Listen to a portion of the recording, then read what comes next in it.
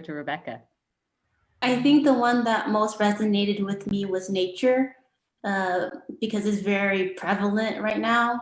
I've seen it so differently in my eyes from last year to this year, or even this summer from this fall. And I wanted to write something about that. Excellent. That's a perfect little segue into hearing your poem, Rebecca.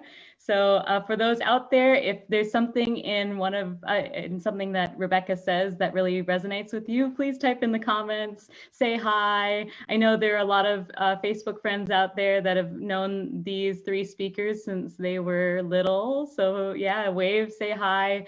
The whole point of this event is to build community and hear from people just for fun as a performance series. So let's go over to Rebecca. I'm going to be performing a spoken word, and it's called Mother Nature. When the leaves fall down and the breezes are brisk, we know it's autumn. The sun sets at 6, it's time to go home. It will definitely be warmer inside. If you look through the windows, every few months the seasons will change. It'll look very different and it'll feel very different. So put your summer flip-flops back in your closet and bust out your favorite sweater before it gets dusty. It happens every year and you get used to the change. If you move to a different location, adapting is never a problem. And I love that. So thank you, Mother Nature. I also like to thank my mom for having me, for changing my diapers, feeding me, but especially surviving my teenage angst. You see, hormones can be such a crazy thing.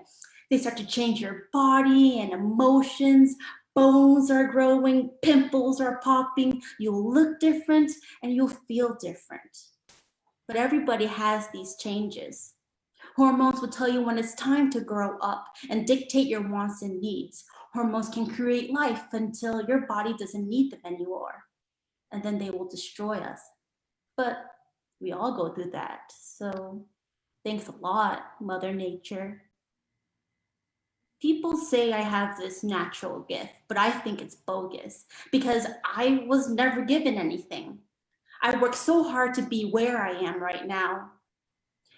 People say I have this natural flair, and that's still bogus because they don't see how many times I practice, nor how many times I put into myself to be who I am right now. People say I have this natural glow, and I actually don't mind that one. That one's genetics. But don't you see this trend? That if something is natural, we have this fallacy to deem it as good. However, it's not. It's known that when work is put into something, the title of natural goes away.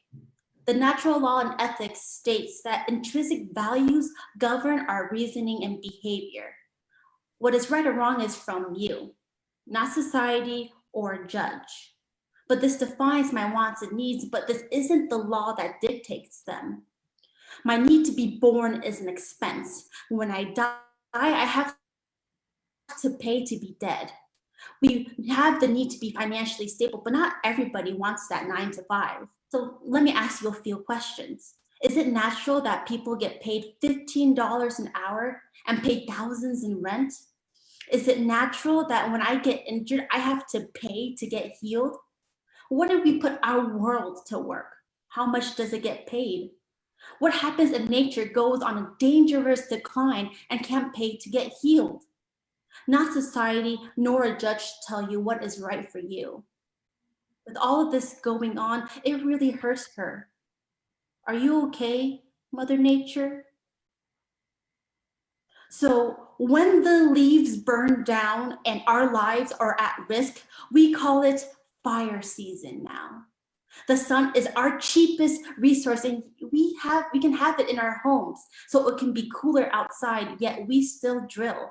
Look out your windows and ask yourself, are you happy with this change? Earth looks so different and it feels so different. So what are you going to do about it?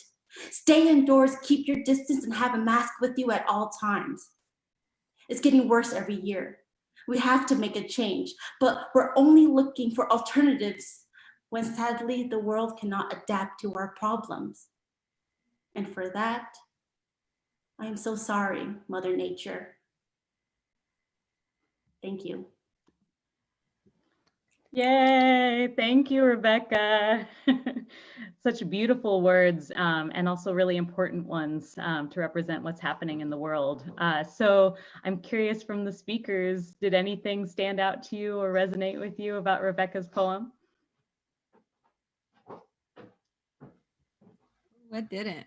I think that we all also feel, I like how your story had kind of that arc of all this hope and joy and innocence, and it kind of fell into harsh reality.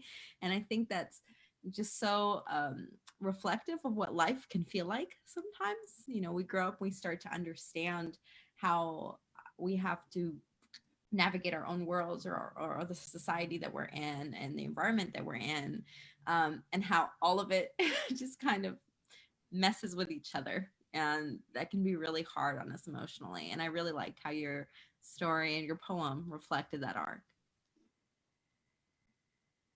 Thank you. Yeah, I think I can say that I'm really glad that this is being recorded, because the first time I watched it, I think I was so wrapped up in your performance and I was really enjoying it. And now I'm watching it this time and I feel like it's more seeping in, and I know I'll go back and watch your performance again because I always love hearing you speak. Thank you, Rebecca.